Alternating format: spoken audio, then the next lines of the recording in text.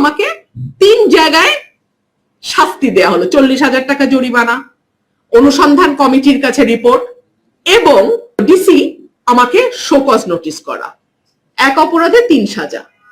এই প্রশাসনের অধীনে আমি কেমন করে নির্বাচন করি যারা অলরেডি এতটা বায়াসড? এবং আমি ওনাকে বিনয়ের সাথে জিজ্ঞেস করেছি আমার কোন আচরণ বিধিটা লঙ্ঘন হয়েছে, উনি আমাকে বলতে পারছিলেন না। একটা পর্যায়ে আমি উত্তেজিত হয়ে বলি, সবাই প্রচারণা করছে, আপনাদেরকে বৃদ্ধাঙ্গুলি দেখাচ্ছে।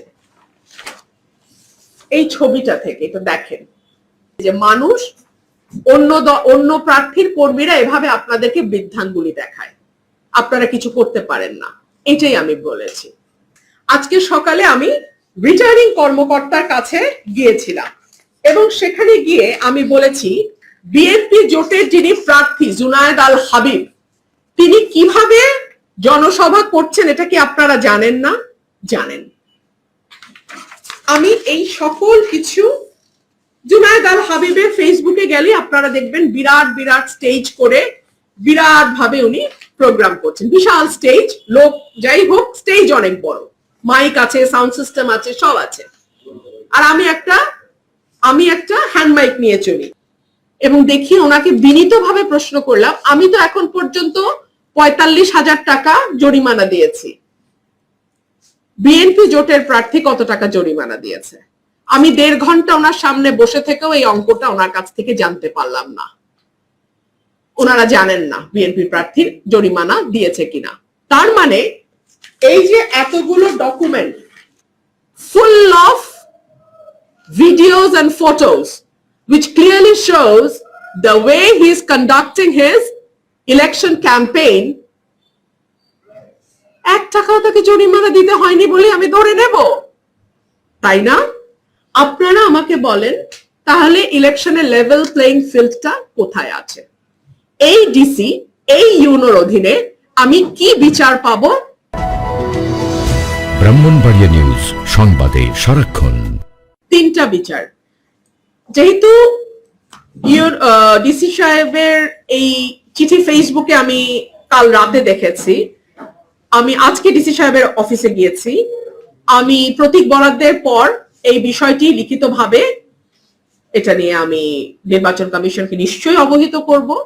এবং আপনি যেই প্রশ্ন আমাকে করেছেন যে নির্বাচন থেকে আমাকে সরিয়ে দেবার কোনো চক্রান্ত হচ্ছে কিনা, সেটা যদি হয়েও থাকে আমি খুবই দ্ব্যর্থহীন ভাবে বলি, আমি আমার এলাকার ভোটারদের ভালোবাসা, সমর্থন, সাহায্য, অনুপ্রেরণায় এত দূর এসেছি, আমি তাদেরকে ছেড়ে কোনো অবস্থাতেই যাব না। এবং নির্বাচনের মাঠে আমি আছি এবং শেষ দিন পর্যন্ত ইনশাআল্লাহ যদি আমার মৃত্যু না হয় আমি নির্বাচনের মাঠে থাকবো। আর ব্যবস্থা নেওয়ার ব্যাপারে হ্যাঁ, আমি আজকে ডিসি মহোদয়কে প্রশ্ন করেছি এবং আমি 1.5 ঘন্টা ওনার অফিসে বসেছিলাম শুধু একটা ছোট্ট তথ্য পাওয়ার জন্য যে কত টাকা জরিমানা করা হয়েছে। এই তথ্য আমি 1.5 ঘন্টায় পাই নাই। সম্ভবত 1 টাকাও জরিমানা করা হয় নাই। আর যেই প্রচারণা সেগুলো আপনারা যে কেউ, আজকাল তো ফেসবুক গণমাধ্যম, আপনারা জাস্ট ফেসবুক অ্যাকাউন্ট আপনারা সবাই জানেন, সেই অ্যাকাউন্টে ঢুকলে আপনারা শত শত ছবি দেখবেন, বড় বড় মঞ্চ বাধাই করে, ব্যানার লাগিয়ে, পিছনে ব্যানার দিয়ে স্টেজ বানিয়ে, মাইকিং করে আমার ব্যাপারে কুৎসা বলে মিটিং গুলো করা হচ্ছে। এগুলো একদম প্রায় পাবলিক এভিডেন্স, এগুলো আছে প্রকাশ্য, এগুলো খুবই প্রকাশ্য। নির্বাচন প্রচারণা বলতে যেটা বোঝায় সেটা কিন্তু আমি করছি না, একদম না। আমি বৈঠক করছি, ছোট ছোট উঠান বৈঠক করছি। সেই উঠান বৈঠকে যদি মানুষ উপচে পড়ে, এটা তো আমার হাত থাকে না। মানুষ চলে আসে এবং আমাকে আমার ব্যাপারে বলা হয় যে উনি একটা ছোট্ট পথসভা করতে গেলে দেখা যায় সেখানে কয়েকশো মানুষ হয়ে গেছে। এটার উপরে তো আসলে কারো কন্ট্রোল থাকে না। তবে সভা বলতে কি বোঝায়? বড় মঞ্চ হবে, ব্যানার থাকবে, সাউন্ড সিস্টেম হবে, মাইক ব্যবহার করা হবে। এর কোনোটাই আমার কোনো সভায় হয়নি। আর আপনি যেটা বলেছেন, আপনার যে প্রশ্নটা যে আমি না বললে এখান থেকে যেতে পারবেন না, আমি বলেছি যে আপনি আমার সঙ্গে যে আচরণটি করছেন এবং আমি বারবার আপনাকে প্রশ্ন করছি যে আমি কোন ধারা বা কিভাবে লঙ্ঘনটা হলো। কারণ আমি তো কোনো সভা বলতে যাবো, যেটা তো করছি না। এখানে নির্বাচনী সভা বলা আছে 18-তে, আমি তো সেটা করছি না। তো তাহলে কিভাবে এটা হলো, উনি কোনো জবাব দিতে পারছে না। তো তখন আমি বলেছি যে দেখুন, এই যে মানুষজন এরা যদি এখন খেপে যায়, আমার তো কোনো কন্ট্রোল থাকবে না, আপনি যেতে পারবেন না এখান থেকে।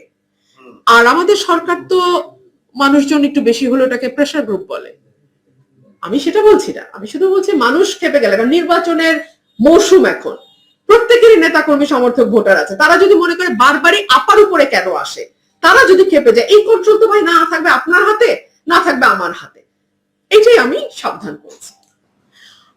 আমি মাইক ব্যবহার করি না, আমি হ্যান্ড মাইক ব্যবহার করি। আমি স্টেজ বলতে একটা চেয়ার ছিল দুটা, আর দুপাশে আমার জন্য একটা চেয়ার, দুপাশে দুটো চেয়ার ছিল, আর সব সামনে প্লাস্টিকের চেয়ারে মানুষ বসা ছিল, দাঁড়ানো ছিল। এর মধ্যে যখন ম্যাজিস্ট্রেট সাহেব আসেন, তিনি এসে পুলিশ নিয়ে প্রথমে ভেতরে ঢোকেন, উঠানের ভেতরে আসেন। আসার পরে আমি দেখতে পাচ্ছিলাম আমার লোকজনও তাকাচ্ছিল, মানে আমার যারা ভোটার তারাও তাকাচ্ছিল। এক পর্যন্ত স্টেজের উপর উঠে আসেন, আমার একটা চেয়ার ওই মঞ্চে, আমি দাঁড়ানো, উনি ওখানে উঠে আসেন। তো আমি এই পর্যায়ে বক্তব্য শর্টকাট করি, আমি নেমে যাই এবং আমি ওনাকে বিনয়ের সাথে জিজ্ঞেস করি, আচ্ছা আমার কোন আচরণ বিধিটা লঙ্ঘন হয়েছে। উনি আমাকে বলতে পারছিলেন না। একটা পর্যায়ে আমি উত্তেজিত হয়ে বলি, সবাই প্রচারণা করছে, আপনাদেরকে বৃদ্ধাঙ্গুলি দেখাচ্ছে। এই ছবিটা থেকে এটা দেখেন, এটা উপজেলা আশুগঞ্জ উপজেলা বিএনপির সাধারণ সম্পাদক, তিনি বলছেন যে রিটার্নিং অফিসারের কাছে রুমিন ফারহানার দেয়া অভিযোগকে বৃদ্ধাঙ্গুলি দেখালেন উপজেলা বিএনপির সাধারণ সম্পাদক হাবিবুর রহমান।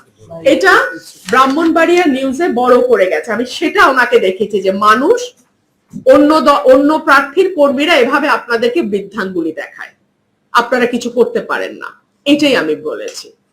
আমি কাউকে বৃদ্ধাঙ্গুলি দেখাই নাই।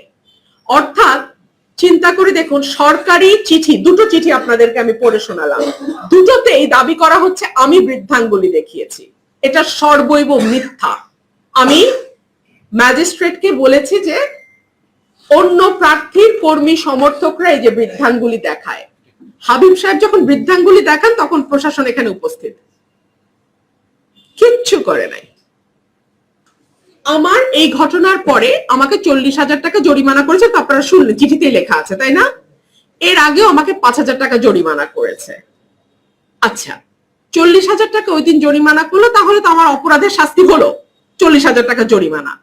তারপরে দ্বিতীয় অ্যাকশন হলো উপজেলা নির্বাহী অফিসার বা ইউনো, তিনি চিঠি পাঠালেন অনুসন্ধান ও বিচারিক কমিটি, নির্বাচন অনুসন্ধান ও বিচারিক কমিটি, তার মানে এক অপরাধের জন্য আমার 2 নম্বর শাস্তি। এখানেই থামলো না, 3 নম্বর শাস্তি হিসেবে রিটার্নিং কর্মকর্তা বা